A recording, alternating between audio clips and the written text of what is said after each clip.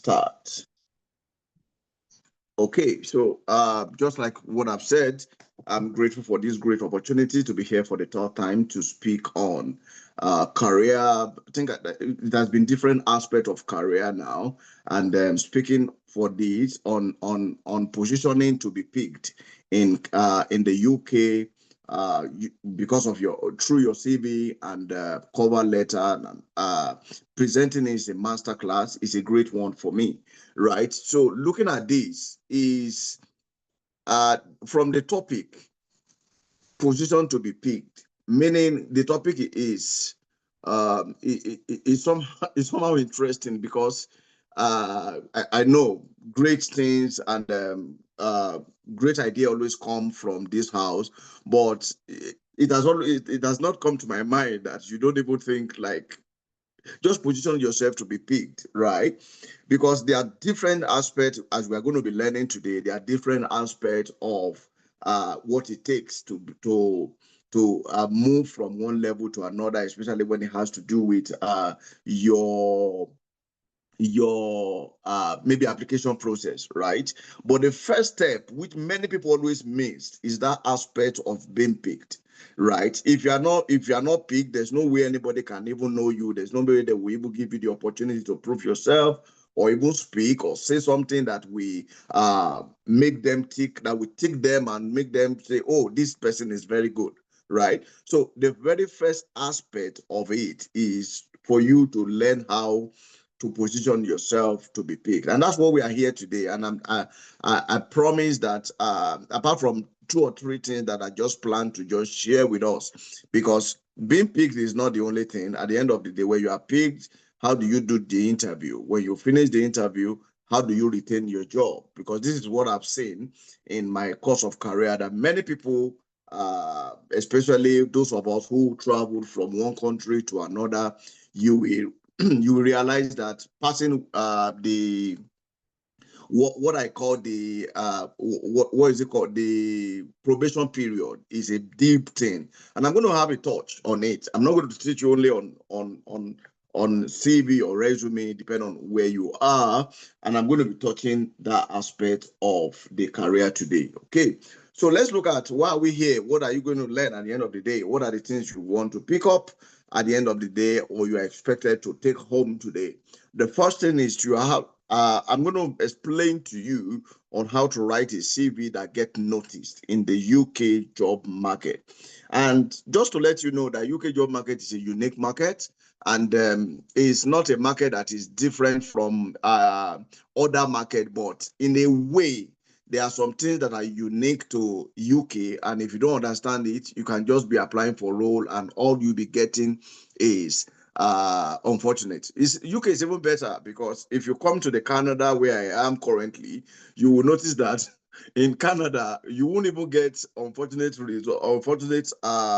reply. Many people, they won't even, once they notice that your resume is not good, nobody will even call back to you, nobody will talk to you, nobody will do it at the end of the day.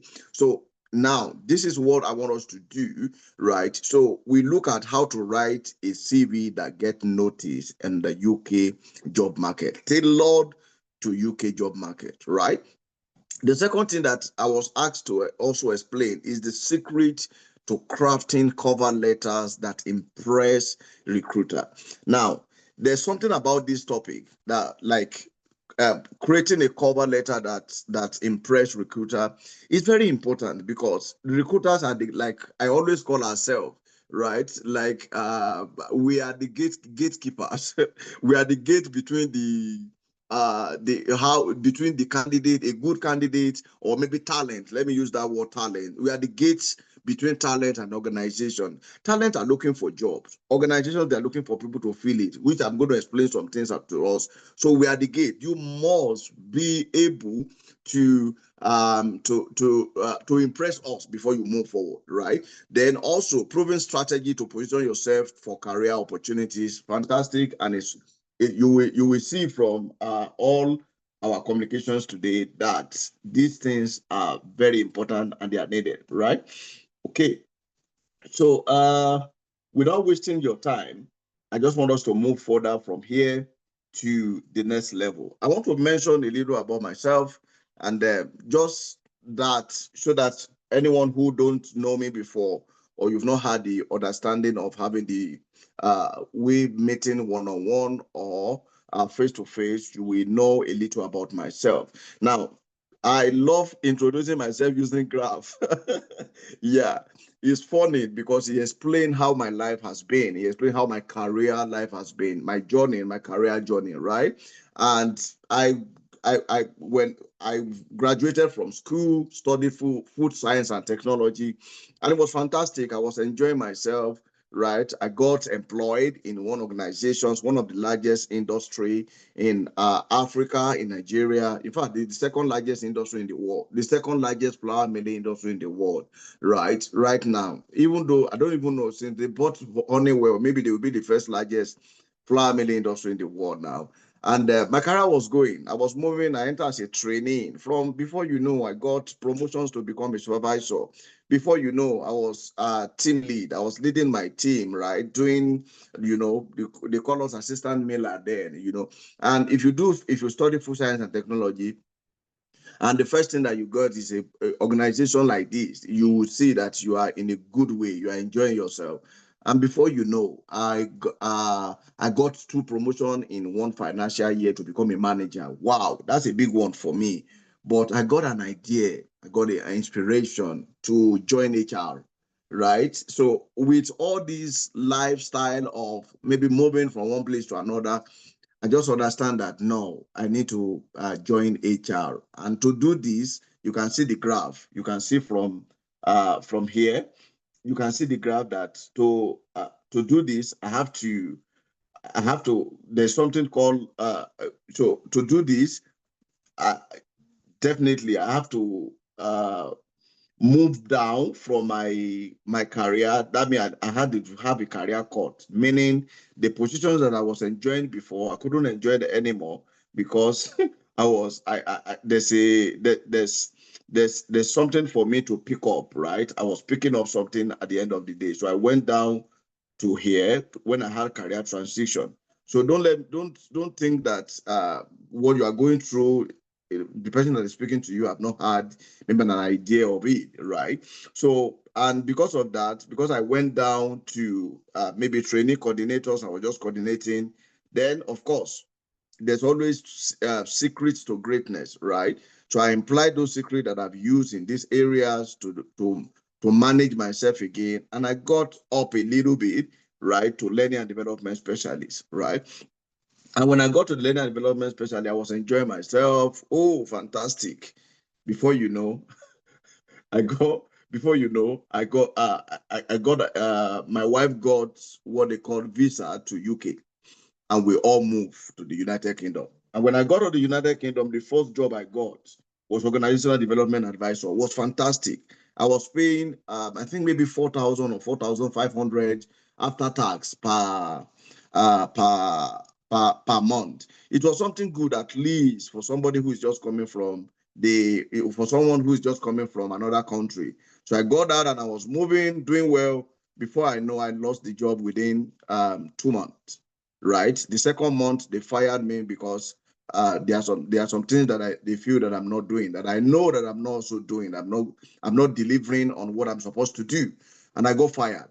Right. So when I got fired, it was depressing. It was a bad thing. Imagine somebody who was a senior manager somewhere coming down to a level where you couldn't. In fact, at this level, I was teaching people on how to manage their career. But UK market is a different thing. It's a special market that you must be very careful. So at the end of the day, I lost the job, and all what I could get was a factory work. You can see it here. So I began to do my factory work, and I got some secrets that I'm going to share with you today that helped me to move from factory work to join NHS. And when I joined NHS like a bank admin staff. Like I think it was band two. And within 1 month or 2 months thereabout, I got another, because they saw the work that I was doing. I got another role to start doing the recruitment for the NHS. And as a result of that, I was there. And within 6 months thereabout, I got promoted to band six. one of the highest level of like the band 6 of NHS. For those who are NHS, you know that it's a level of like a managerial role, right? So my manager, that the one that was even managing me at this level, was band 5. So I got the promotion that I have to apply for the jobs, which I'm going to be sharing some strategy with you. Now, I was thinking I was enjoying myself until we got a permanent resident in Canada, and I moved again.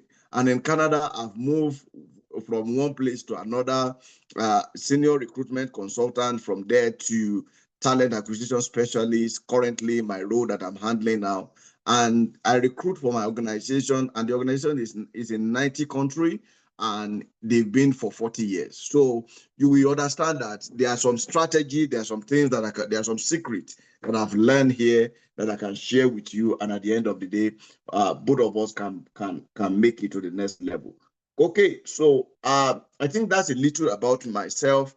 I don't know if there's anybody in this house today that want to just mention something about yourself that you know we can learn from, because it's going to be a place. So just unmute and share something with us.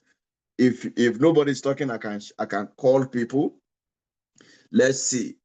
I can see Elias, I can see Emmanuel, I can see Esther, I can see Ife Olua, I can see Oluwashola, I can see Uchena, I can see Precious. So just anybody can just unmute and tell us one thing about yourself that you maybe something that you're even still going through right now. Some people that are managers in Nigeria or anywhere you are coming from, maybe Africa, maybe Indian, and at the end of the day, you are in the UK, and it's same as if, oh, what is happening, right? So tell us, share your idea with us. Anyone? Hi, good evening, everybody from this part. My name is Uchenna Kingsley. Can you hear me, please? Yes. Hi, Kingsley. Yeah, I can hear you. All right. So your journey, you've shared with us that, your journey in Nigeria was actually, resonated with me. It was actually my journey as well. So right now I find myself in the UK, and it's to see if I'm beginning to, build a career again in the UK. So I started off just being a team member in Nigeria as a contract staff. Then because I did well, I was absorbed into the system. Then I, started off, from the very scratch. Then I got promoted to like a senior sales analyst, and then moved on to becoming a team lead and then assistant manager in my role. Last year I moved to the UK, and the very first job I got was a commission based only job, So right now, just as your first experience, because it's a sales role and it's demanding, demanded a lot of, you need to sell for you to, earn a commission, and it's taking a lot of time as well. So currently, no longer there, and looking for an opportunity, somewhere else. Yeah, so it's just like in that part of your start where you started your career in the UK.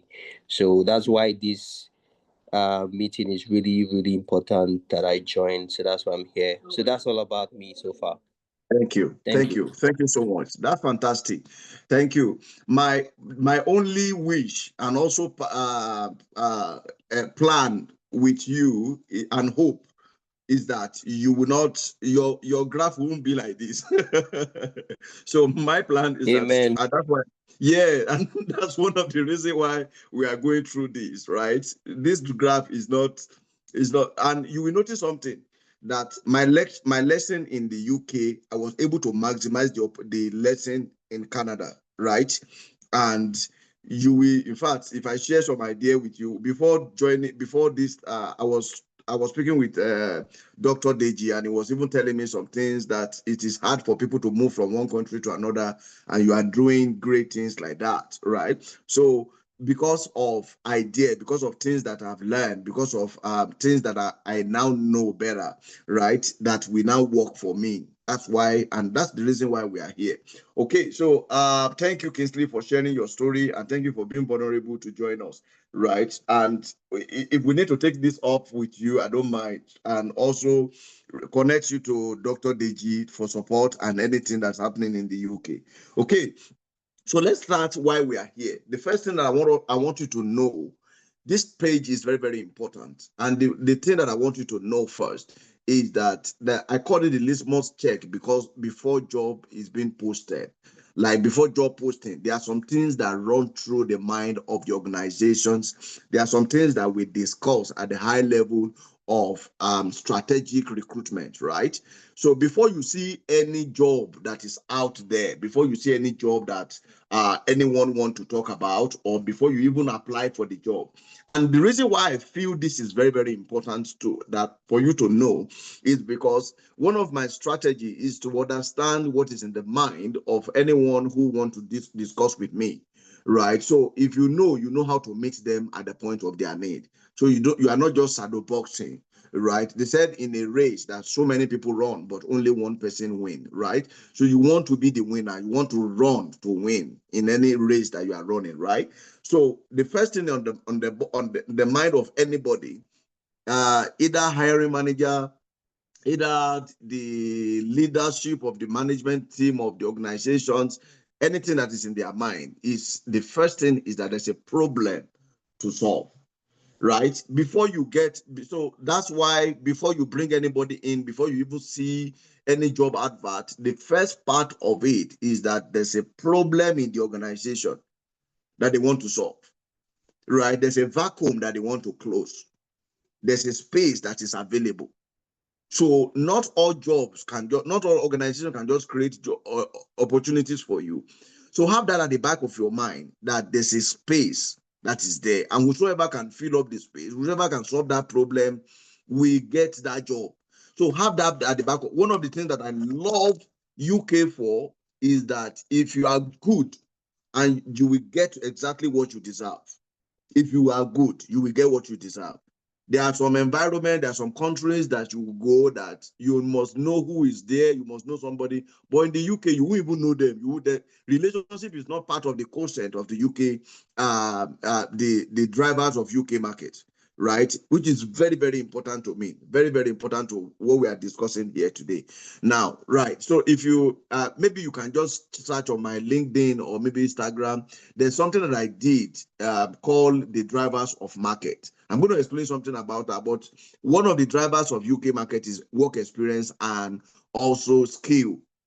If you know how to use your skill and you know how to get your work experience, relationship is not as important, certificate is not as important. These two things are very, very important to UK market. So the first thing is that there's a problem to be solved. The next thing, they move from there. Okay, there's a problem to be solved. Okay, what happened at the end of the day? Now, the job cannot be added or shared. Now, if you notice in organizations today, they would rather add maybe £1,000 to somebody's salary and add to their work. They call it job enlargement or more job expansion kind of stuff, and just add to your work, right? So if they look at it and say, oh, this is becoming a burden to people, and it is not something that everybody can it's not something that can be added to somebody's work. So immediately what happened is that they try as much as possible to look at it. Okay, can this job be added to somebody? Can this job be shared among people? And they said, oh, no, it can't be added. Okay, we move again. Can we use AI? Can AI help to get this job done? And they will look at it. Can AI do it? Can we use system? Can we use maybe technology to get this thing done?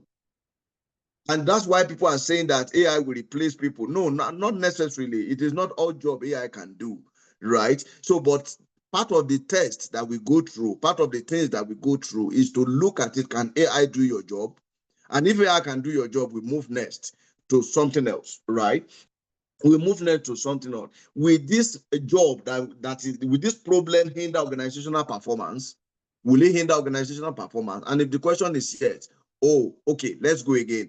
Will the problem cause if the problem cost is it higher than the employment, like in the cost that I'm going to the cost I'm going to encounter as a result of not having somebody to do this job, is it the same thing as the cost of spending on somebody to do the job, right?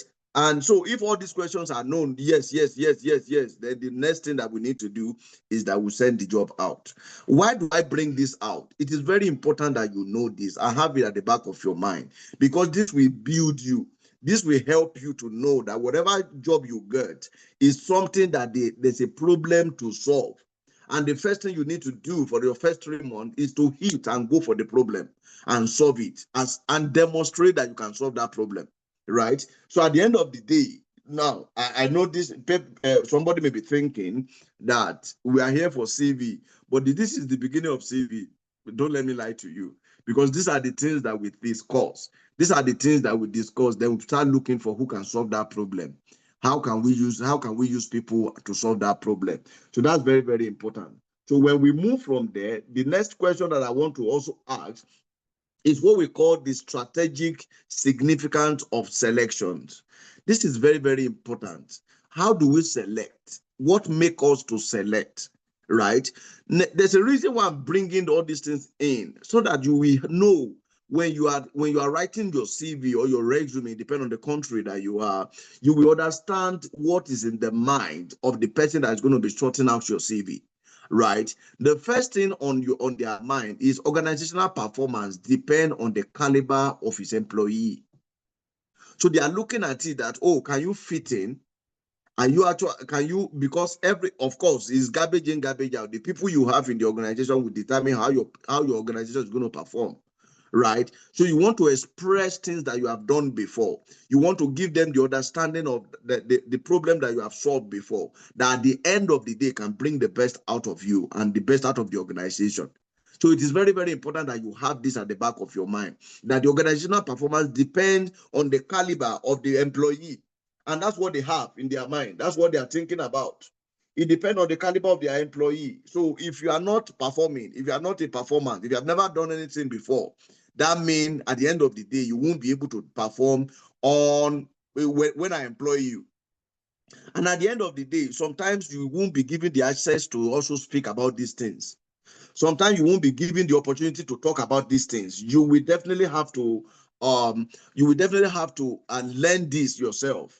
You will definitely have to come in a way that you will present it in your resume or your CV, so to say, right? That can attract and make and win the heart of a recruiter, right? The second thing that I want you to also know about the strategic significance is selection must reflect the job requirement.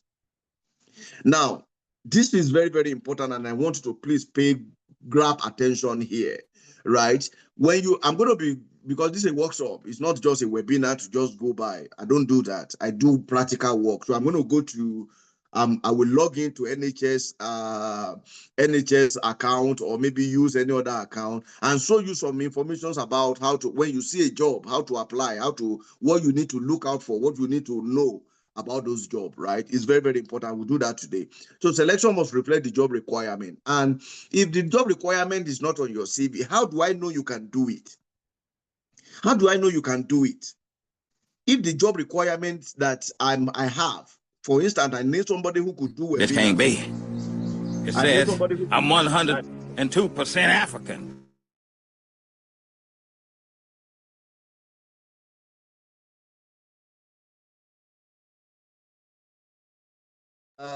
Yeah. Okay. Thank you. All right. So the selection must reflect the job requirement, which is very, very important, right? If you want me to select you, the job that I'm posting out, that this is what I need. You will know the reason why I'm saying this as we move further. The job that I'm posting out, I'm telling you that this is what I need somebody to do for me. If you have not done it before, there's no way. Who is this DG? Hey, bro, please.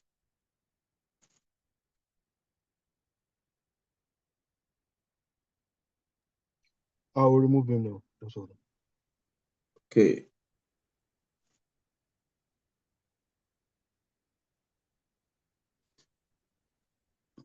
Please let me know when to continue. Please, you can continue. Okay, thank you. All right. Okay. So what's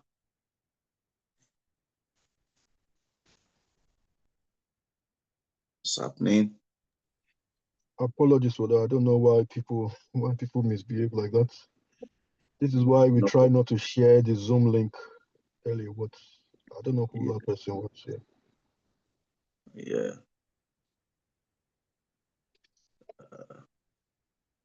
Is he still here? Is there someone? I'm even trying to share my screen, but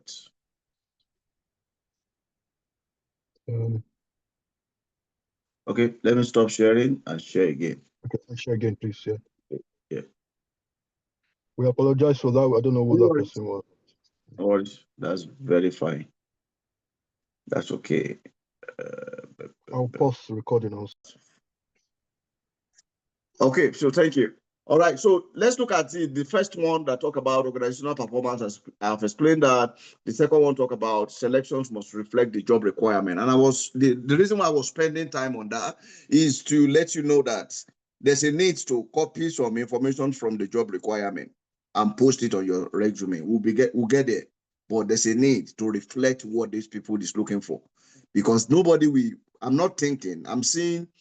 Sometimes you apply, you post a job and about 1,000 people apply within 3 days. Just 3 days, 1,000 people apply. And people always tell you that, oh, they use AI, artificial intelligence, ATS to do. Of course, yes, I know. Some people use ATS, but not everybody. But at the end of the day, the ATS that you're going to use, what will it do? ATS will separate based on the keyword that you have put there, and we are going to get there. So if you don't have it on your resume, there's no way we know that you can do it or you've done it before, right? The second thing is integrations with organization priorities.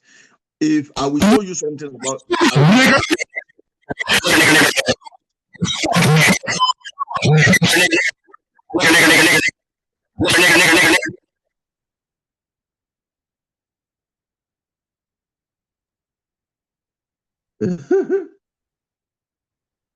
okay.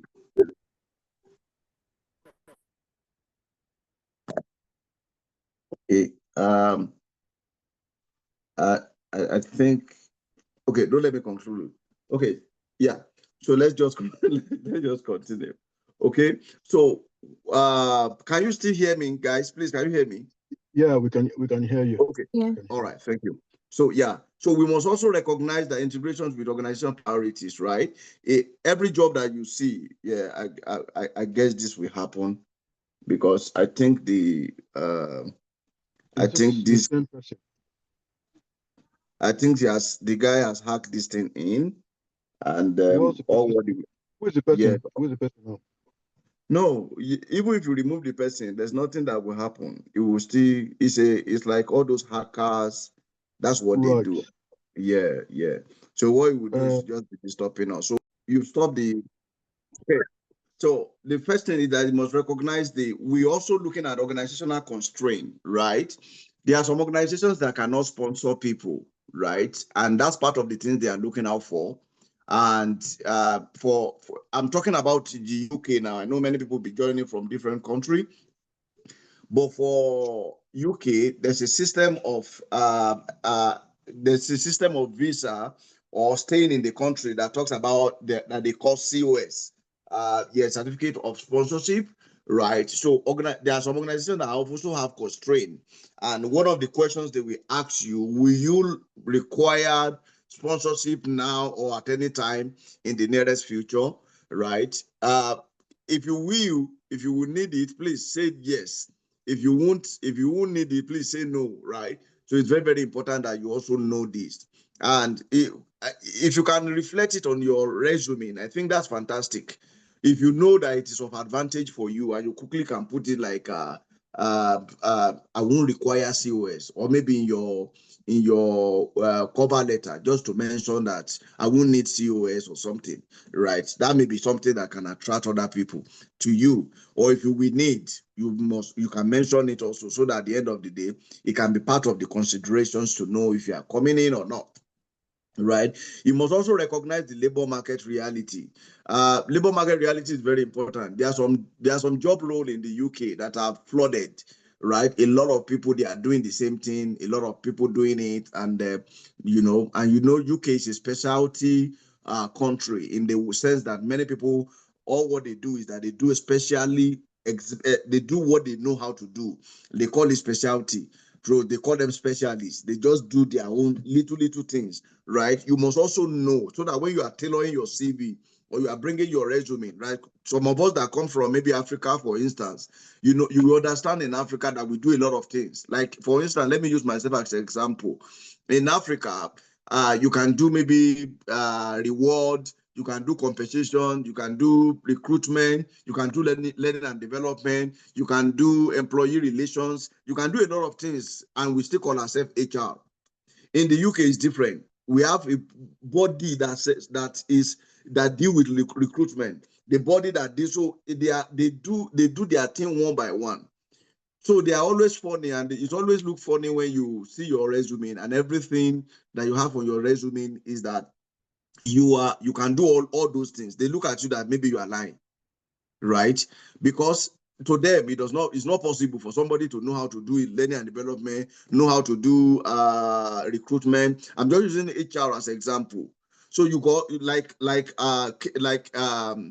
Kingsley that spoke about his marketing, his sales, his experience, his supervisory experience, his team lead is, So if you want to tailor your CV, one of the things that you can do is that pick exactly what they need.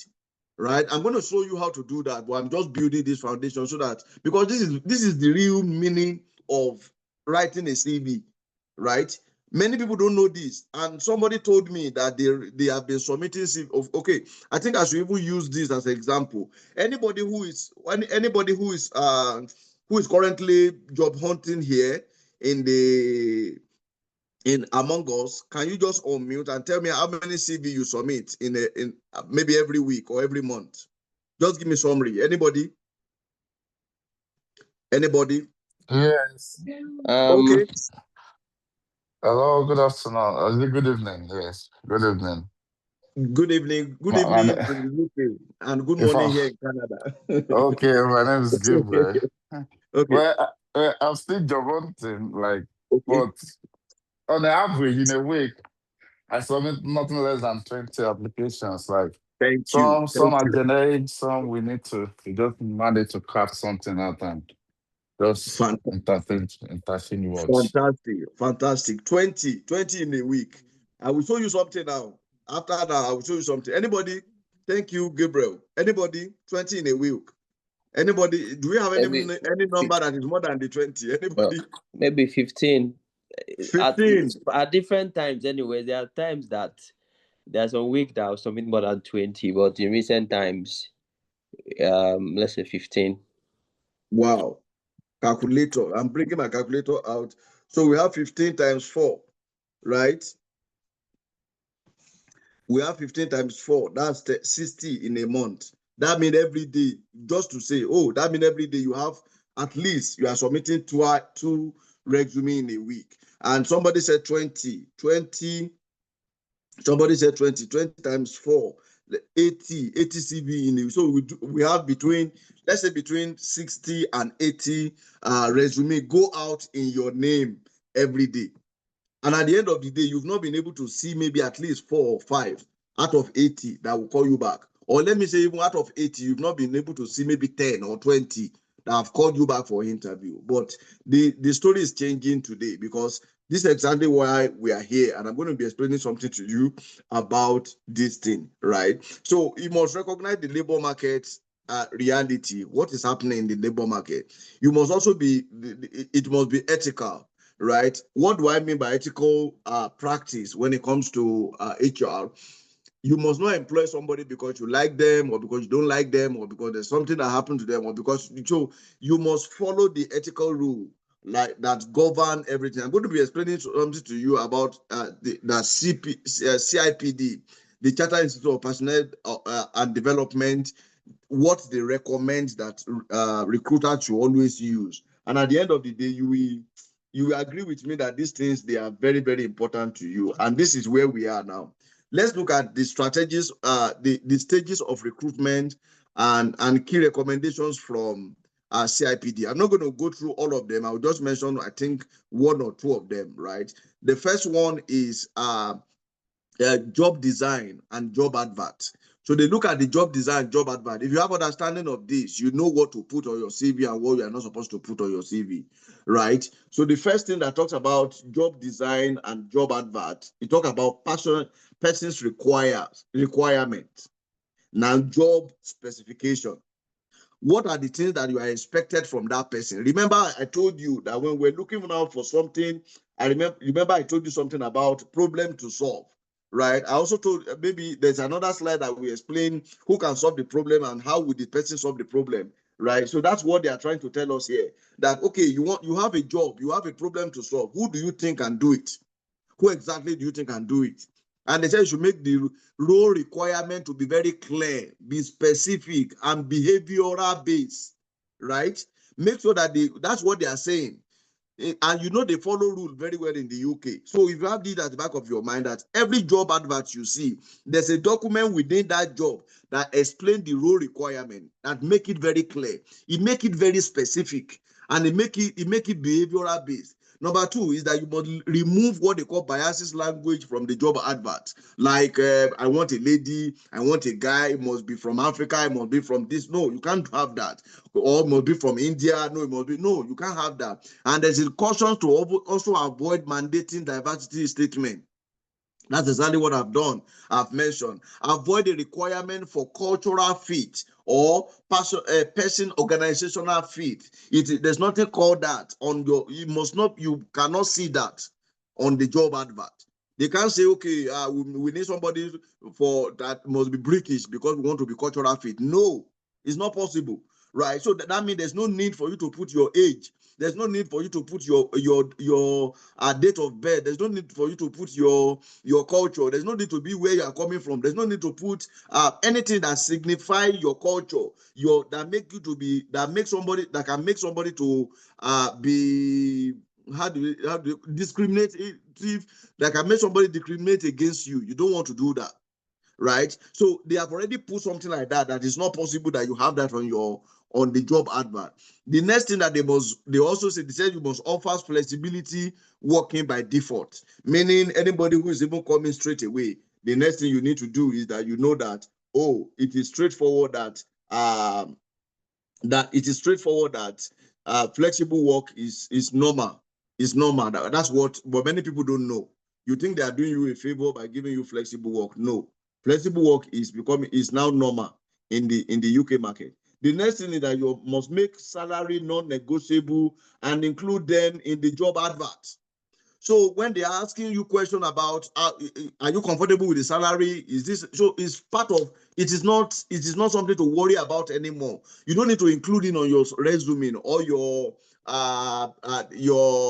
what is it called, your cover letter, how much you want to collect. Now you must advertise the specific benefit and policy that are available. The policy and the specific benefit that are available, those are the things you will use to write your cover letter that will make it attractive, to those people, right? There will be things that you will use to write your cover letter that will make you attract the talent acquisition specialist or recruiter, just as we call them.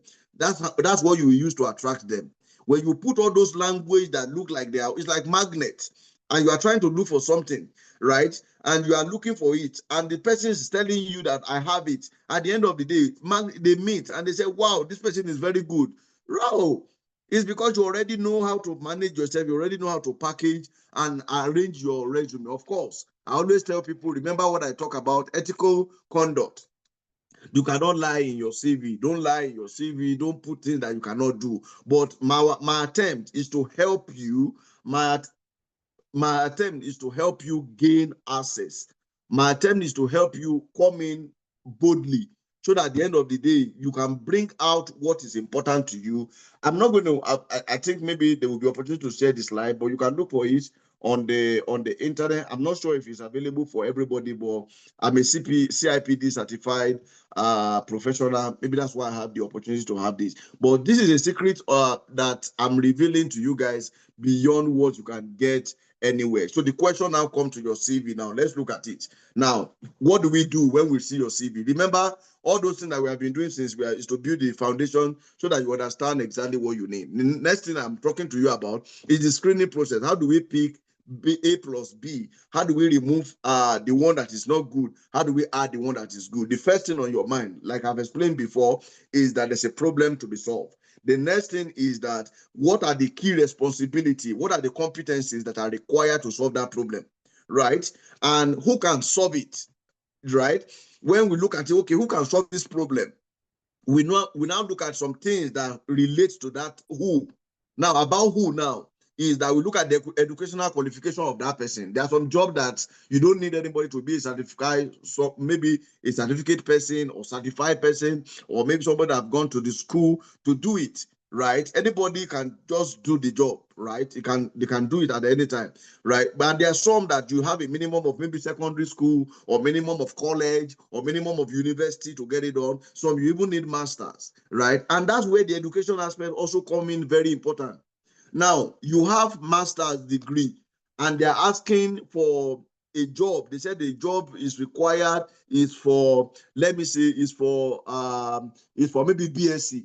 And you are putting your master there thinking that you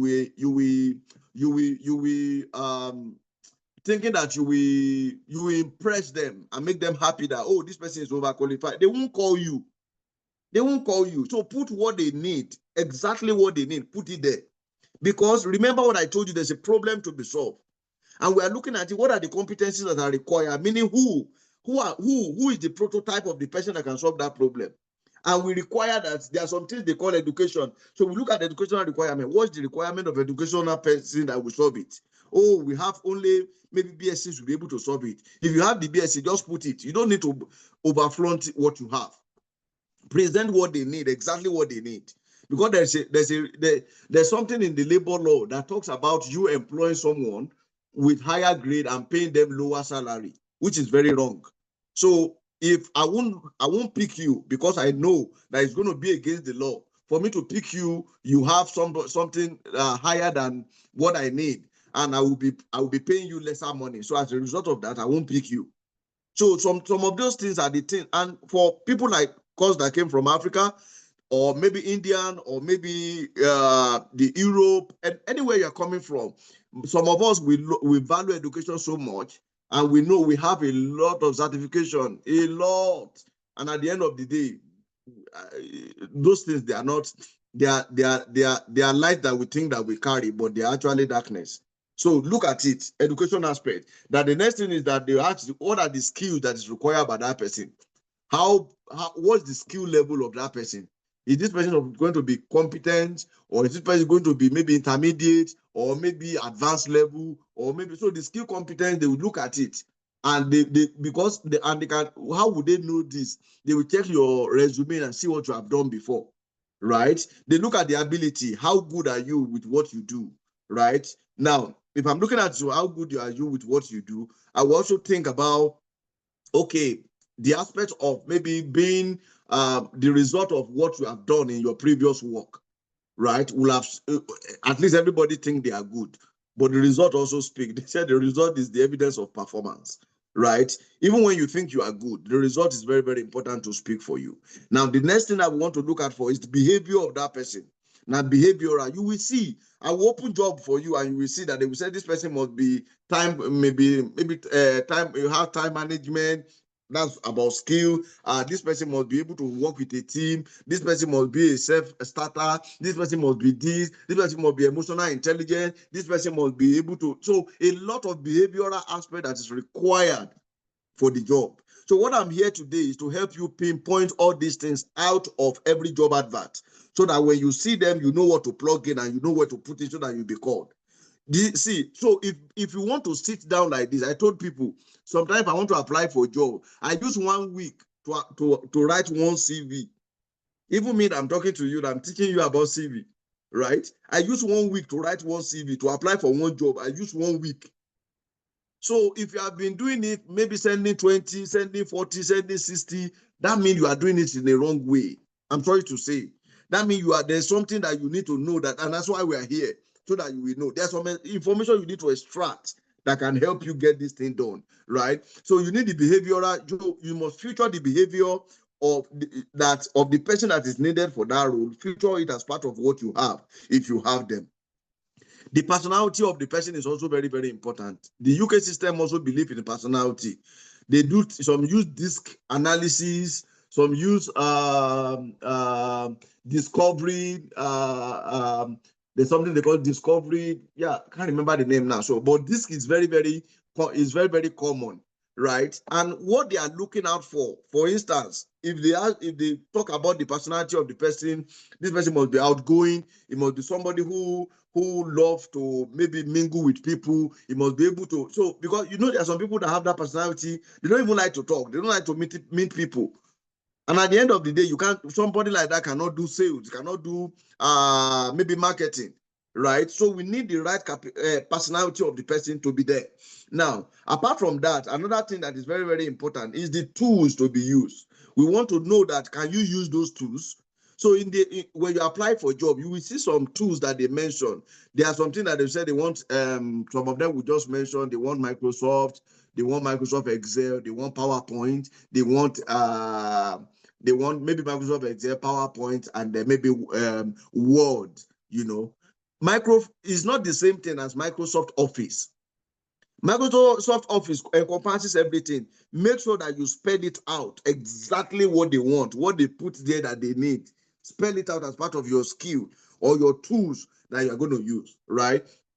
Communication. Some people, they said they want somebody who speak English. Some they will tell you that they want somebody who has had communication with maybe higher level people, and team interactions. They want to know maybe you can work with a team, or you can lead a team, or you can work alone without a team. There's some people that cannot work alone.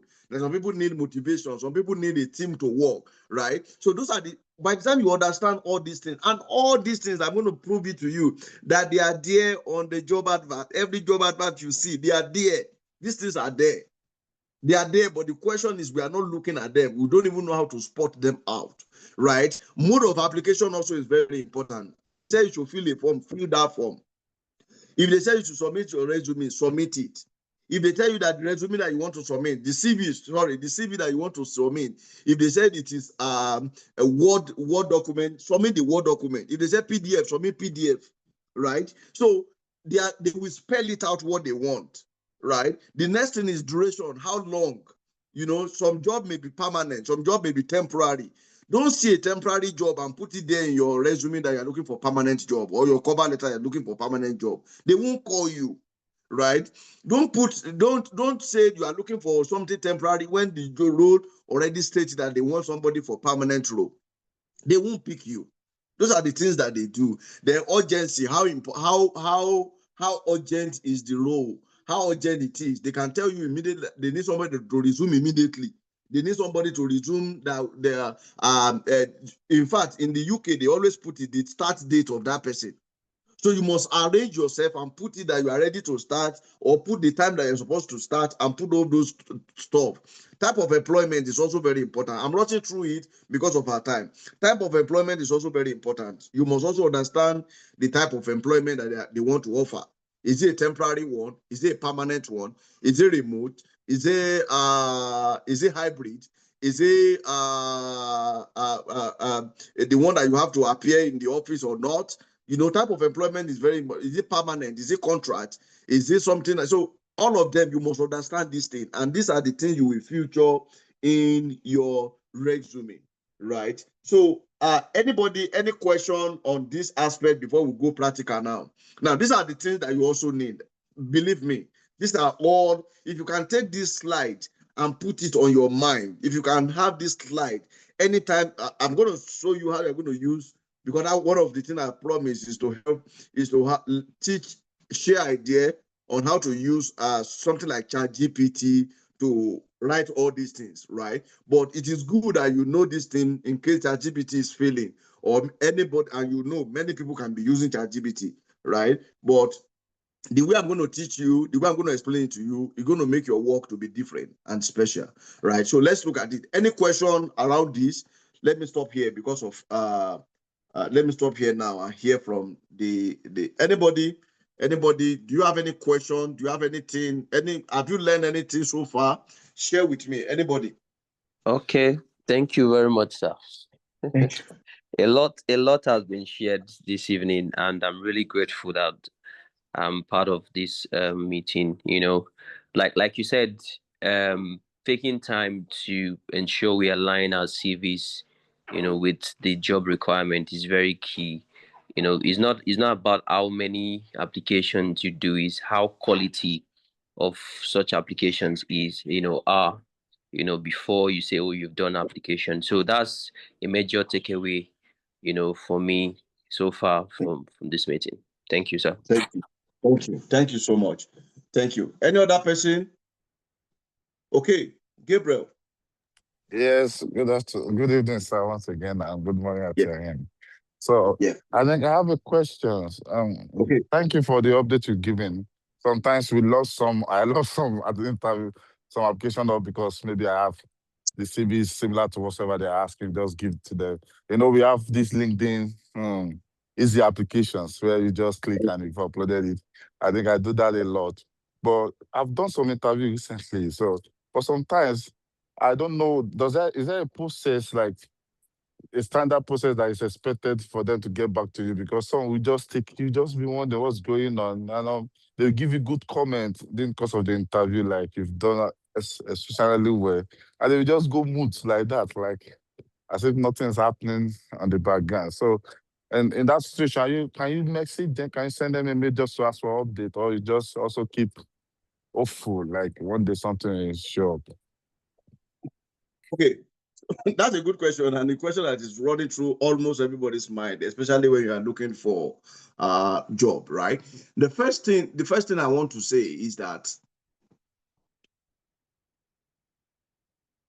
there's nothing bad in sending a message of reminder. Okay, don't let me start with that. Let me start with what happened in the organization. Sometimes things go, like for instance, somebody want to resign, and he gave us 2 months. He gave us 2 weeks that he's going to resign in the next 2 weeks. And the reason we quickly bring it out is to just get somebody to replace this person immediately.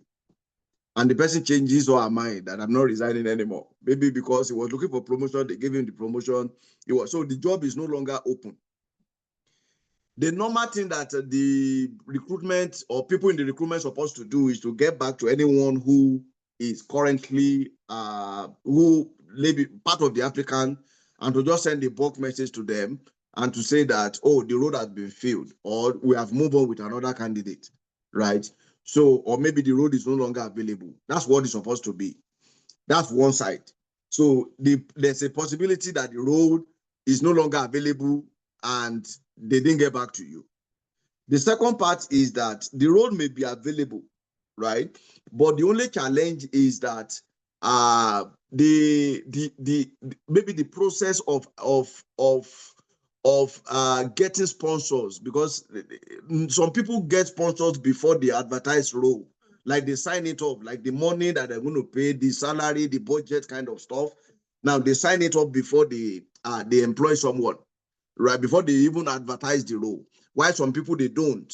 They try as much as possible to go out and go and look for someone at the end of the day, so that at the end of the day they can bridge the gap in case the money is being paid, or maybe they sign it up. Now, the summary of what I'm saying in a way is that it may be their own internal processes that is delaying, right? It may be their own internal process that is delaying. Now, the third level, the third answer could be, the third scenarios could be like, maybe they move on with someone, and there's somebody who is not doing his work, or somebody who don't feel that it is good and part of employment branding that to reply and send you a message to say, oh, we've moved on with someone else, right? So now let's look at the first, second, third aspect of the story of whatever could happen, and let's look at it. How you as a candidate, how can you work on it? Just send a mail. There's nothing bad in sending a mail. There's nothing bad in sending a mail. A mail of, hello, this is to follow up on my employment. Now, just to let you know that if you are the best candidate, they won't let you just go like that. They won't just let you. But the story that you get at the end of interview to say that you in fact you are fantastic, thank you, we can't wait to have you. Those things are just psychological practice to just make you feel good that you come, right?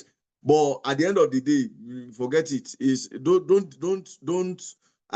bank on those messages. They are not the truth, right? And they may actually be the truth, but at the end of the day, they have maybe many people that are better than the performance that you have presented, right? So, and your performance during interview does not really mean that that's who you are, but it's what you have presented, and they will judge you based on what they see, right? So that aspect is there. So there's nothing bad in sending an email to follow up. Now, when you say my normal practice is to just wait for two weeks. If you wait for 2 weeks and you are not called, please forget about it. I've seen somebody who is called by after, okay, I applied for a job and I was sent a mail that I didn't get the role. And I know I did my best. But after 1 month, they called me back, am I still interested? Because the person they employ couldn't perform. And they call me, right? So something like that could even happen, that they don't want to send email to everyone to say they are not performing. But what they want to do is to look at, okay, how are the people, the person that they even pick, maybe they pick the person based on color, or they pick the person based on internal processes. Because one of the things that you will learn from my graph is that if you are inside an organization, it is good for you to move faster. Once you get in, between the time I work in NHS, I'm not sure I spend maximum of 6 months on every role. No, and I was moving, because it's easier to quickly move when you are internal. So sometimes they can change somebody because they are internal, they are part of the people so they just want to test it, can you perform? And if you do not perform, they will come out, they will call for you. So in a way, there's nothing bad in sending a mail, just to let you know. All right, I hope that's answered your question. Yes, that answered my question. Another one I have again is, sorry for coming again. No Another one worries. I have again is that in an interview, if you're in an interview and they said introduce yourself, how can you give a 5-minute snapshot that can be impressive? Okay. This particular webinar is not for interview, it's for resume, but I will answer your question because you are here. Now, the 5 minutes. So the question is, if you cannot speak about yourself 5 minutes, right? How am I sure that you're going to speak, and you have been with yourself for almost maybe 20-something or 30-something years? how am I sure that you'll be able to represent my organizations? Remember this thing that I mentioned, that part of what we are looking out for is that the organization performance depends on the caliber of its employee, right? And so if the organization needs you to be speaking about the organization and be talking about organization, and it is hard for you to do this for your own self, we won't be able to. So the secret I always give people in an interview group or interview webinar, this is for resume, this is for CV writing. For interview webinar, what I always tell people is that divide them into about maybe 5 or 4 or 3. The first thing talks about make sure that your name is there, so that they will not give your role to your position to another person. Make sure that your educational qualification is there, and make sure that your experience that you have had is there, and all that. And what am I saying in essence? You will see what is very important to them from this thing. I will show you something now from the practical section that we are going into right now. I will show you something that it will help you to know. They will show you what they actually need. This is the key competencies that is required, the skill that is required, the behavior that is required, the personality they can see, the tools. So these are the things you conjoin and put together. And at the end of the day, it can just be maybe a smart talk of maybe 30 seconds, and you already cover exactly what is needed. There's something in the UK they call person specification. That's what they need. Apart from that, nothing is needed. Persons, and I will show you now on how to how to do that. Dr. Deji, am I still Precious? Am I still permitted to continue? So that yes, please continue. Yes, please. Okay, sir. Thank you. Thank you. So let's move to the practical aspect of it. If you have your resume or your CV with you now, it is time to bring it out. Let's use ChatGPT to explain those things that I've explained. I have two ways to do this. It's going to be my book. This thing I'm sharing with you, all this thing I'm sharing with you is going to be my the book that I wrote 2021 or 2020. And the second edition is coming out very soon. Everything is going to be there. So you are the first people to test it and tell me how the answers or how it will be. The first thing I need you to do is to locate the person specification in every job advert that you see. Write them out. Keep them somewhere. The second thing that you need to do, upload that to ChatGPT, right? You know, ChatGPT is what everybody use, but I'm telling you how you can use it wisely now. The next thing is that you upload your CV to ChatGPT. At the same time, put both your CV and the document, the job certification that they need. Put it there and put this information, write it to tailor my CV to the attached job advert, capture all the person specification and design an ATS enabling CV with 95% optimization achievement. There's a reason why I asked you to put 95% optimization achievement. If you do 100%, it's like it's too much. They will know that one thing you've done one thing or the other, right? Yeah, right. So it is very important that you manage it, maybe 70, 80, 90, thereabout, right? And so this will automatically generate a new CV for you. Simple. And write a compelling cover letter with 100% keyword match, with 100% keywords match and ATS optimization. Now, look at it. This lineup is as simple as anything. It can give you your CV. You can tailor your CV to any job within 5 seconds. Within 5 seconds. But what you need to do again is to now check it and be looking at it one by one. But remember, all this information is very important. You must have these things at the back of your mind.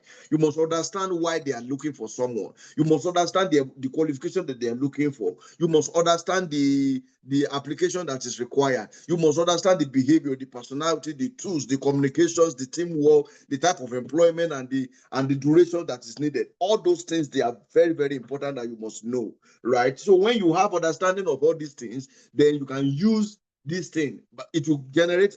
We'll use it now to do something. We'll do it now. We'll do it practically. And everybody, if you have your laptop, open it and let's quickly use it, right? So you can now write a compelling cover letter with it. It will generate both cover letter and a new CV that will match the job, at least as if you are the one that they pursue on the job or you are the one that resigned on the job. It will match it so well that in fact, you don't have option and for them, they don't have option and to call you for an interview, right? That's the one way. The second way is a different one entirely. This one is a combined effort. You use human being and also the AI.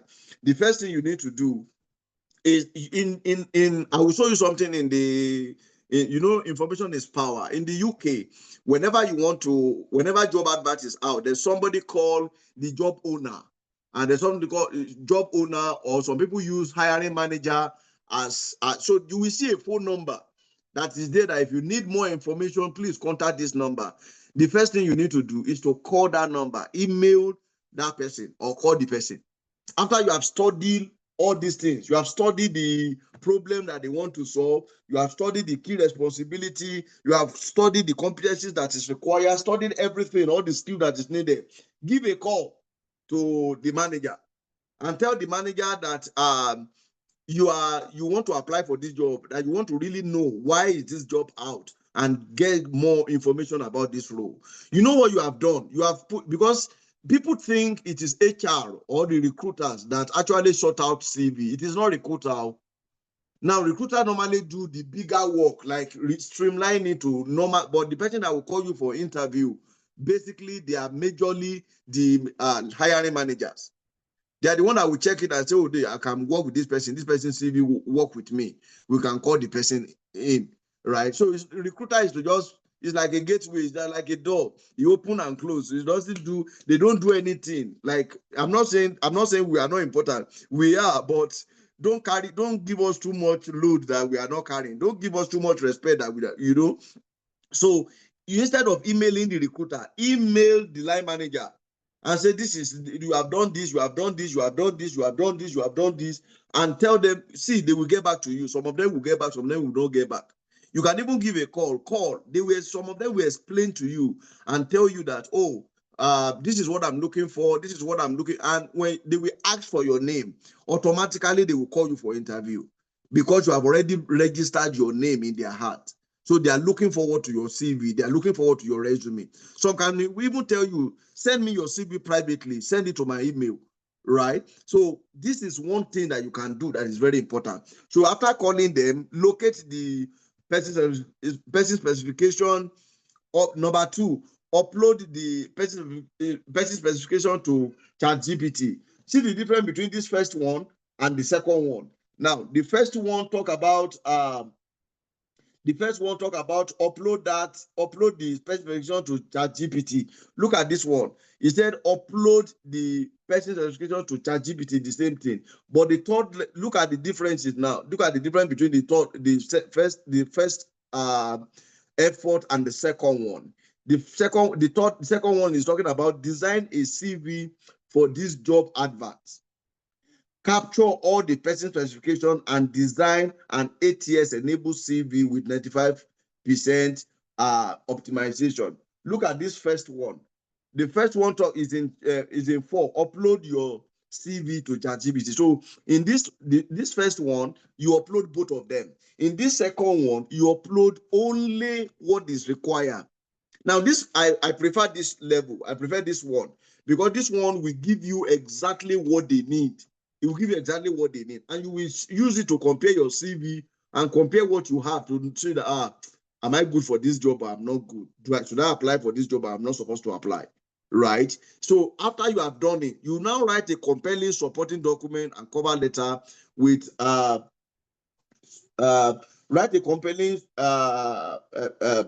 a compelling supporting document or cover letter with 100% word match and ATS optimization. Then get the results and manually design your CV and cover letter or supporting document using the info provided.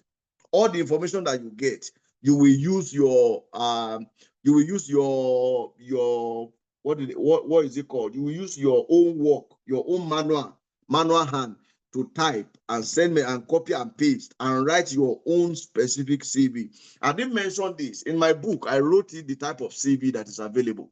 I wrote it according to myself, right? This is not to use for maybe academic purpose, but I'm using this as my own stuff. So according to me, I make it that there are 2 types of CV. The first one is called general purpose CV. That one, everything you have done on earth, put it there. Everything, put it there, right? The second part talk about I call it specific CV.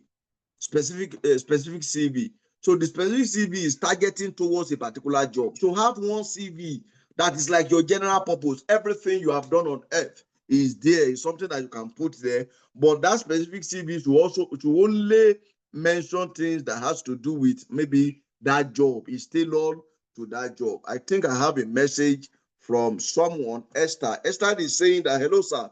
What if when you call the hiring manager, they ask you to simply read the person's specification? Could that reflect you are in a bad light? Not really, because some of them they want to be very open and very. If you join early, there's a question. There's something that I put here that talks about being ethical. Right, it must be ethical, like the strategic significance of selection. Your selection must be ethical. So you don't want to mention to someone that you prefer them or you give them more information than other people. You want to give everybody equal ground, but in a way also, you want to give everybody equal ground, and equal ground is putting your phone number there. Anybody who has this detail that I'm telling you, hardly will you go for, I'm not trying to praise myself, but hardly will you go for a webinar and somebody will tell you this thing. It takes time, it takes insider to understand exactly what I'm telling you about.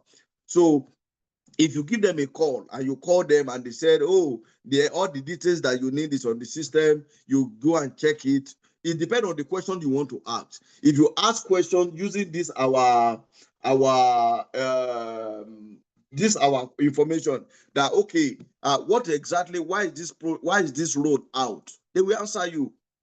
Why is this roll out? That is not part of what you can see. Maybe you're asking, what is the person, what is the educational qualification of the person, what is the behavior, and they will tell you it's on the internet. Go and check it there, right? But if you ask them some deep questions, some intelligent questions, they will be able to answer you. But if they did not answer you, that means it does not really mean anything. It just means the person's personality, or maybe they have somebody internal that they want to push into that role.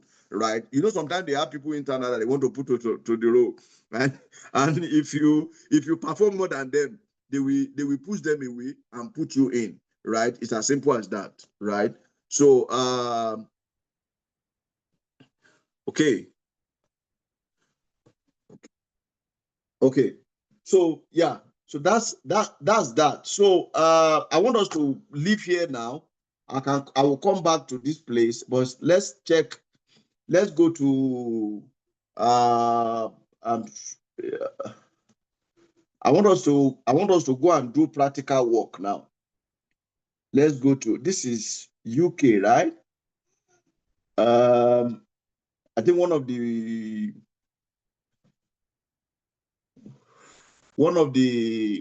popular place in the UK to get job is where? Read or Indeed? Read or Indeed. I'm talking about organizations. Which organization? Oh, NHS. NHS. Okay, so let's try NHS and see. Can you still see my screen? Okay, I think I'm okay.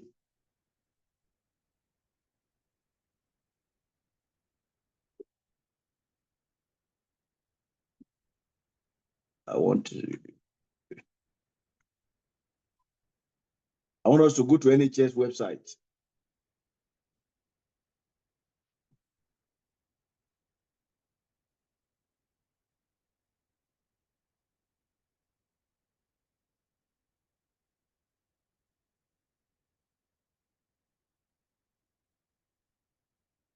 I'm sorry, you know why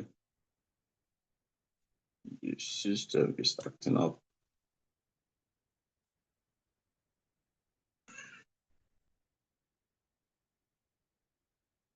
Okay.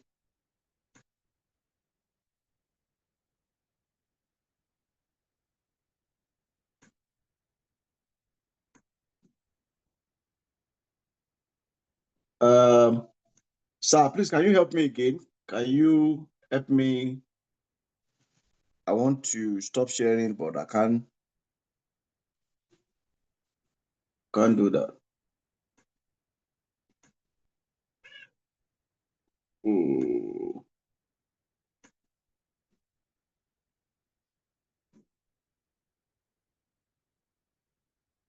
Okay.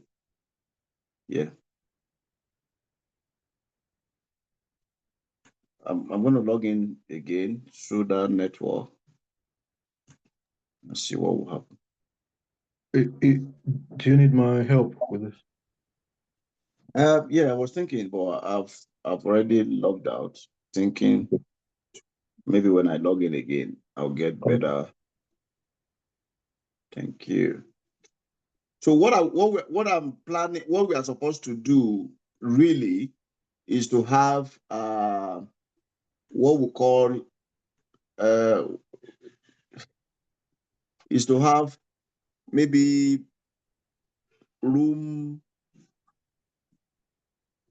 that people can have.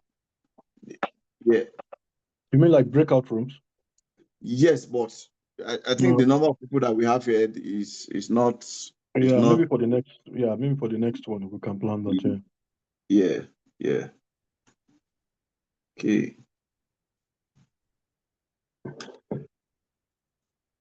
But yeah, okay. So I think we can. Okay. So please, can you make? I've joined again. Can you make me co-host on the second? Okay, we'll do that now. Okay. Thank you. Not this one. The other second one. Yeah, just the Toba. Thank you. Okay, the entire screen. Okay, let me share the entire screen. Okay. Okay, so I think somebody mentioned NHS, right?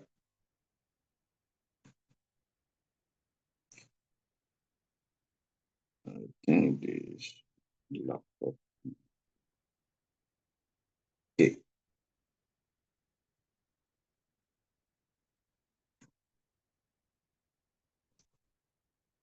Okay.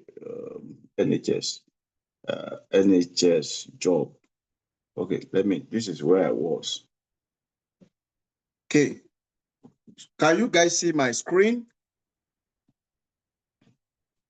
Yes, we can. Okay, thank you.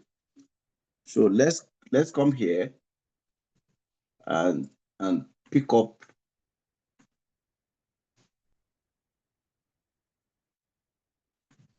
Let's try this.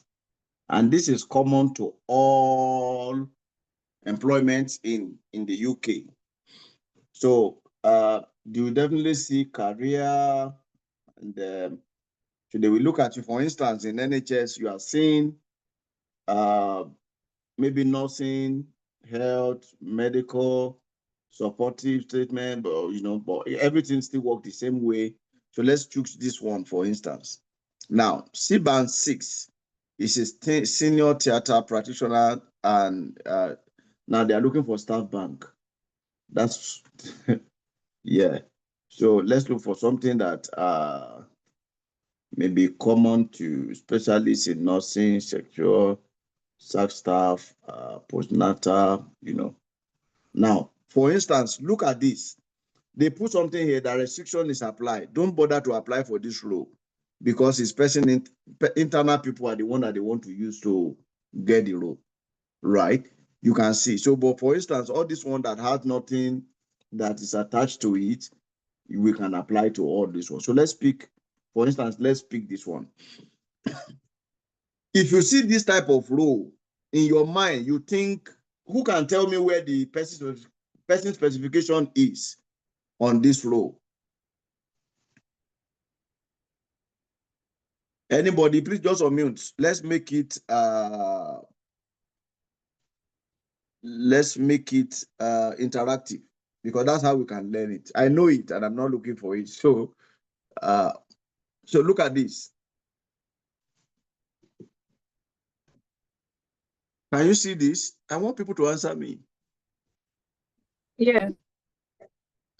Okay. So can you see essential criteria? Desirable criteria. Yeah. Good. Can you see knowledge and experience? What is essential, what is desirable? All these things that you are seeing here. Can you see skill? Remember, I was mentioning something about skill, about stuff. But all these things that you are seeing here, they are just what they call cover face. They are things that you don't need at all. You will think this is what you need for your job, but that's not it.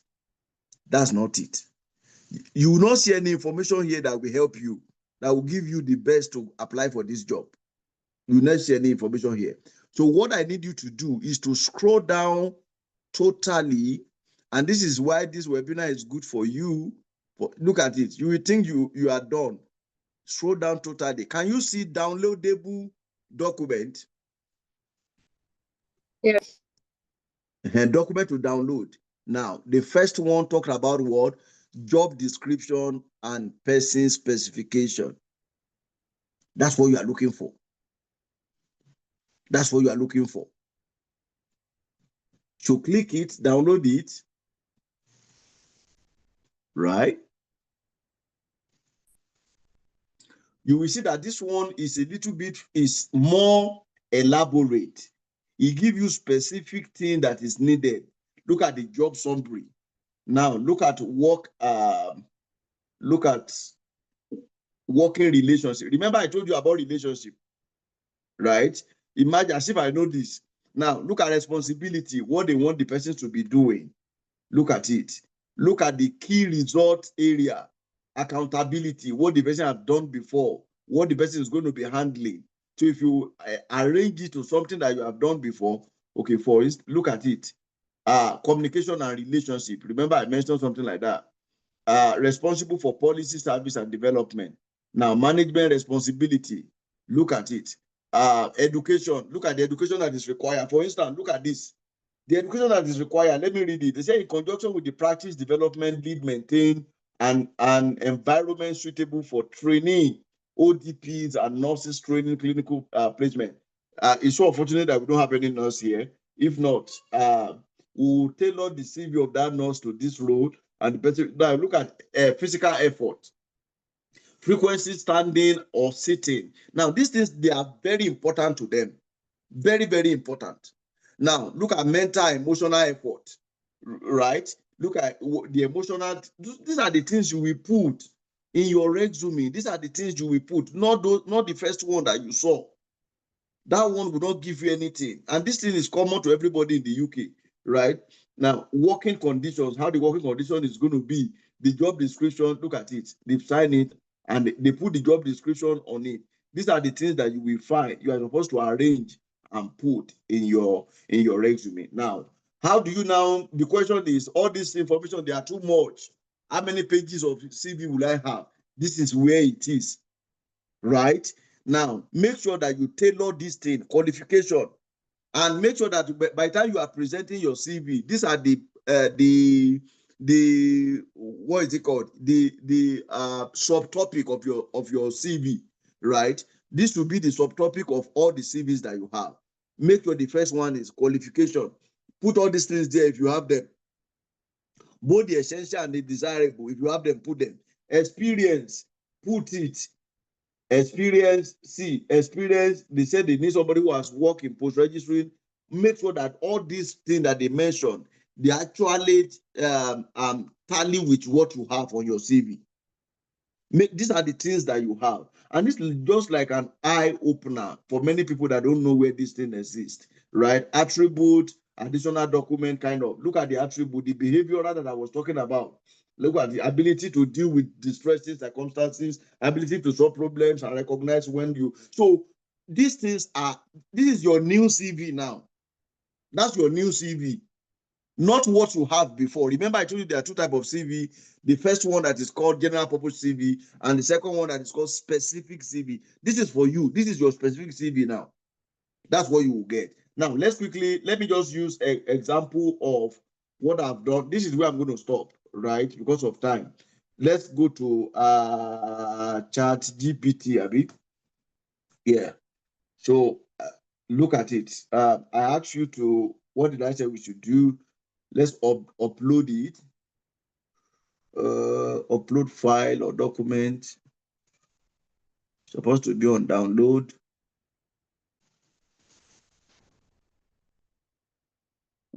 Download. I've uploaded the job description.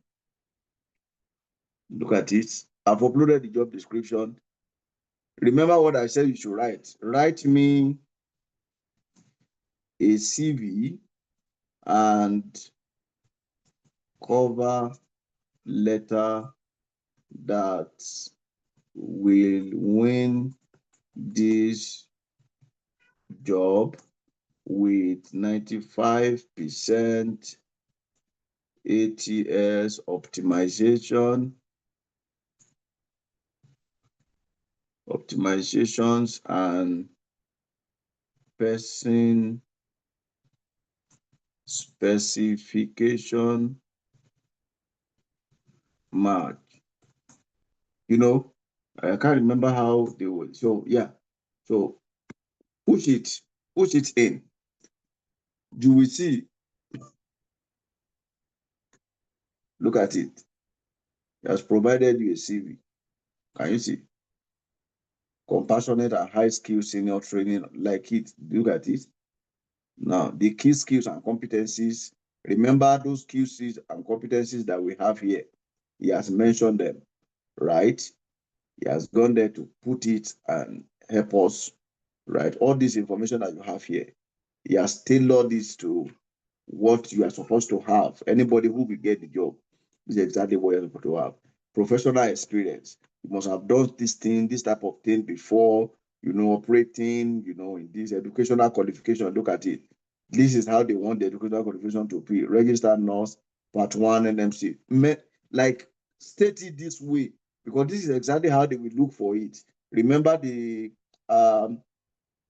educational qualification that is here.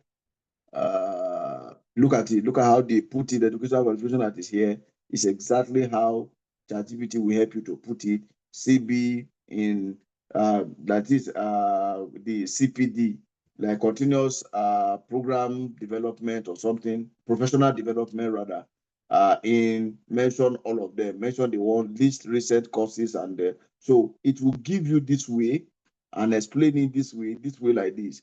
Then he now wrote a cover letter for you and mentioned the cover letter. And yeah, that's it.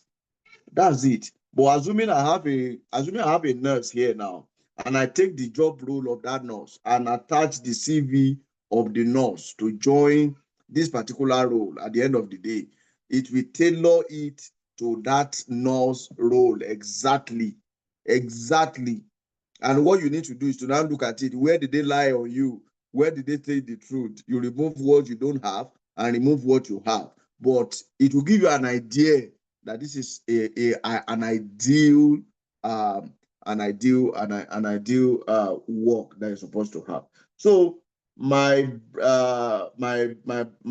friends, my colleagues, and people, right? I think this is the best place to hang the boot for the night. I just want to explain something to you about strategy to get your first job search. For some of us that were new into the UK, the first thing you need to do as a student is to start with the end in mind. What do you really want? Do you want money to relocate, or you want COS, or you want both of them? So that will give you an idea of what to look for. The next thing is to start early. I always tell people that you should learn how to fight before the war. Don't let things now become to your face before you start looking for COA, looking for what you're supposed to do. Take advantage of the UK market information. Remember, I told you that experience is very important to UK market. Drop whatever you have in your country that you're coming from. Go and start like an assistant. Remember my graph. Remember how my graph is. You can start as an assistant, and before you know, if you can prove yourself, or even in another organization, all what you need is UK experience. Enter into NHS as a bank staff, or maybe like just maybe a normal role. And at the end of the day, by the time you have maybe 1 year or 6 month experience, you can look for another job in another country. You are not, or in another organization. You are not coming now as a bank role anymore. You are coming with somebody with experience, with certification and everything, and you can now get what you need. So maximize what you have about UK market information. Also maximize the available network.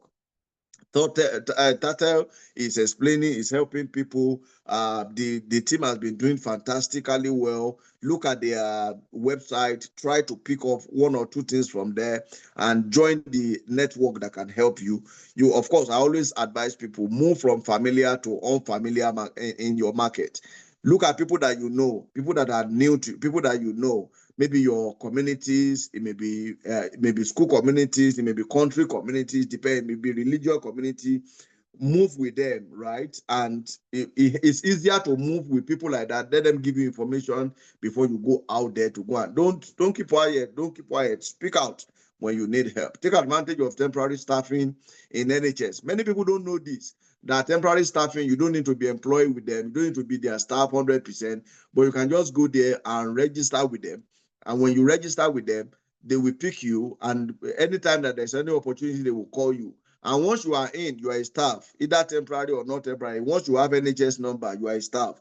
You can go to any other organization and enter as a staff. And when you are going for you have higher advantage to be picked than those people that are coming newly, right? Strategically position yourself, maximize student research, and also be resilient. Don't be tired.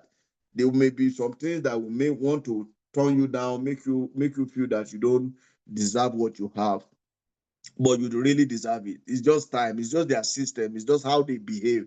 It's just not how they behave, rather. It's just how the system is being structured. Your Canadian system is not structured that way. Canadian system is moved by relationship and certificate, right, than the skill. And in Canadian system, if you come, they will train you everything you're supposed to learn, right? So it's very, very important that you know that. Right. And also when you get your first job, because I know definitely before the end of this month or by next month, next 2 months, you will get your job soon, right? And by the time you get your job, in fact, for students, the NHS staff bank role is very, very important for you, because you can join in and do just few hours and leave. You don't need to do overtime. So you can just maybe do 20. I have so many people that I've employed that are students, and what they are doing is the 15 or 20 hours per week, and they go, which is fantastic for them. And it also shows that nobody is telling you that how many hours do you do in NHS, whereas you are by the time you are looking for the next job, you are a staff. You have been there, right? So when you get your own job, there are some things that determine, I call them the determinants of the room temperature, right? How, like, one of the things that I missed when I lost my first job, remember I told you, the supervisors and peers, are dissatisfied with the hire? You will always meet people that are not satisfied because you are black, because you are somebody of color, because they don't feel that you even deserve what you're supposed to have, right? So there will definitely be people that are like that. So you need to manage them. Look out for them. Instead of attacking them, try to manage them and give the strategy that I'm going to explain to you. Managers spending too much time managing new hire. Make sure that your manager is not spending too much time managing you. Any information they give you, write it down. Don't ask true questions at the same time. Don't ask to problem, and they don't become problem into the manager. He has his own work to do, so don't be another problem to them, right? Training costs increasing. Make sure that they're not spending too much to train you, right? Grievance absence, lateness too high. Make sure that you try as much as possible. Don't be late. Make sure you are not absent. Make sure that you are not having any grievances with anyone, and try as much as possible to build yourself. Focus on your job and deliver on it, right? Are you adding needed or recognized value to the organization? It's very important that you remember the reason why we are bringing you in is because you are the reason why we are bringing you in is because we are looking for someone to solve problem. Are you able to solve that problem? And are you solving it in a way that can be recognized? So this is how you can do it to keep your job. It's as simple as ABC. I have about 5 of them, and I'm going to put them in my book very soon, and you will see it. I'll publish the book very soon. The first thing is to establish early win. Make sure that you establish your early win. Establish it. As in any job they give you, deal with it immediately and have that early win mentality in your mind. Manage your manager. Very, very important. Know the kind of person your manager is. Some of them don't even go to school. Some of them have never been to school before. Some of them, all what they finish is secondary school. It is not time for you to be pasting on their mind. I was a manager when I was coming from. I was a director. No, keep your previous achievement to yourself. If not, you make them to expect too much from you, right? Manage your manager, know what they need, know what is important to them, tell them how do they want things to be done, tell them how they want, engage them and get some information from them. Know your stakeholders in your team. Sometimes, most of the time, many people don't know this because it's very, very important, and that your manager may not be the leader of your team. Some young people, some people, they are old, but maybe they are cleaner. They are the driver of your team. You must know them. You must carry them. You must know who they are. You must know how important they are to your team, and understand that general perception and stereotyping that they have about you. For instance, I would say about African people, some people in the UK, they believe that African people, we are aggressive. They believe that we have hot-tempered, and it's not. Even as I'm talking to you, when we are passionate about something and we are saying it and we're talking about it, they feel that we are the stereotyping is very high, right? Make sure some people feel that we don't even keep to time. We are late. We always late. So make sure that you take away those biases for the first week, because your first week will determine. They really easily make conclusion about people, and at the end of the day, they push people away. Master what they call team development cycle. It's very, very important. I pray one day that I'll have the opportunity to speak with you guys about this team development cycle. It's very important. You must know how to navigate that. The first part is called what they call forming, where everybody is forming, everybody is trying to be nice to you. So know that is the time you need to build your credibility, time you need to quickly document the good things you are doing, document things, When you move from forming, you go to storming. That storming period is towards the time of your 3 months to 6 months. It's usually very hectic, and if you can, so you must identify that that's the time that people begin to fight you. Everybody have idea in the team. If you have a manager that is not a good manager, at the end of the day, you are the only one. I always tell people, you are the only one that they usually push away. It's easy to push you away, because at the end of the day, you are the only one that is new to the organization. They can easily get on that person. So don't report your colleague. Don't report anybody. I think these are not part of what we are talking about. We are supposed to talk about. But I'm just using this opportunity to introduce the second edition of my book, The Key. It's going to explain everything about the CV and cover letter that I'm talking about. And also the second one is coming. It's called Take the Seat, Not the Chair. It's about navigating environment in the organization, and at the end of the day, in the country that you are, how to navigate, how to get information about it. And so if you look out for these 2 books, at the end of the day, you see that they will bless you and they will speak the word that you're supposed to hear. All right, thank you so much for this great opportunity. I know I've spent a lot of time, and this is where I'm going to draw the line today, except we have anyone who want to ask any question. Thank you so much. Maybe we'll take one question if there's any. Okay. Please, we'll really appreciate if you can put your thank yous on the screen. On the chat box, so that we can appreciate Toba, who has taken time. As you know, I think it's early morning in Canada at the moment, but he's taking his time to speak to us today. So thank you so much, Toba. I know there's quite a lot. There's quite a lot that I know if I leave you here 5 hours, we are still here, because you like to pour out your heart. This is something that you're passionate about, and that's why we love to have you here over and over again. Like I've mentioned, we said in the chat, please join our international community. Toba will be there. Don't worry, who came in, so that if you have questions, you can also answer. You can also answer them there. Yeah, and this is Tattel. Feel free to follow us on LinkedIn, follow us on socials, Instagram. Also, we'll have more events like this later on this year and also in the new year by God's grace. Once again, thank you so much, Toba. My name is Digi, and we will catch you. For those who will be joining our international community, we'll catch you on that platform. We'll put the recording there. And for every one of us, please, I hope we have a very good day. God bless you all. Thank you very much again. Thank you, everyone. Thank you, Dr. Deji. Thank you, Precious. Nice to see you here. Thank you, everyone. Thank you, Kingsley. Thank you, Gabriel. Thank you, Demi, Esther, Gabriel, Kingsley, Precious. Thank you. And those who have left also. Thank you very much. Thank you. Thank you, sir. All right.